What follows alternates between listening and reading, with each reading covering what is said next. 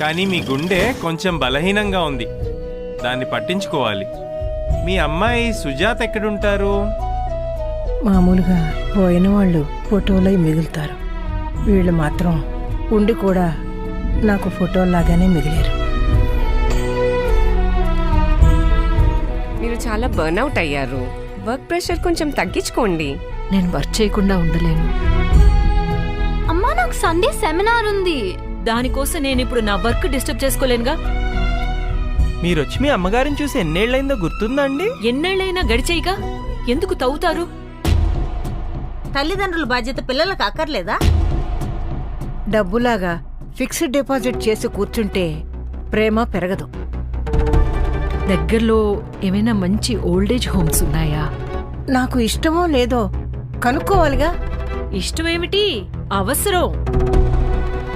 పిల్లల కోసం తల్లిదండ్రులకు దొరికిన సెలవులు తల్లిదండ్రుల కోసం పిల్లలకెందుకు దొరకవు? మెట్లు సగం ఎక్కి దిగిపోవడం కుదరదు, కిందకి తోసేయడానికి కాచుకుని ఉంటారు. హస్బెండ్ పైకెడితే వైఫ్కి జలసీన. స్ట్రేంజ్. నేను మగాన్ని కాబట్టి సీఈఓనయ్యాను, ఆడదాని కాబట్టి ప్రమోషన్ రాలేదంటావా? ఉమెన్ ని స్ట్రాంగ్ గా ఉండాలని అందరూ అంటారు, కానీ ఉమెన్ స్ట్రాంగ్ అయితే ఎవరు భరించలేరు. అంత వయసుంది, బుద్ధి లేకుండా ఇలా చేస్తున్నారేంటి? మీ అమ్మాయిని అక్కడ ఉంచేసుకుంటే నేనేం కావాలి? అయితే నా ఉద్యోగం మానేసి నీతో ఇక్కడ ఉండమంటావా?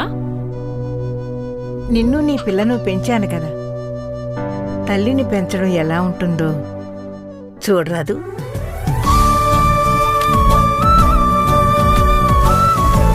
ఇష్టంగా చేసుకుంటున్న తోటకూర పులుసు స్పాట్ చేసుకోలేను, తర్వాత మాట్లాడతాను. తోటకూర పులుసు, అది నా విలువ.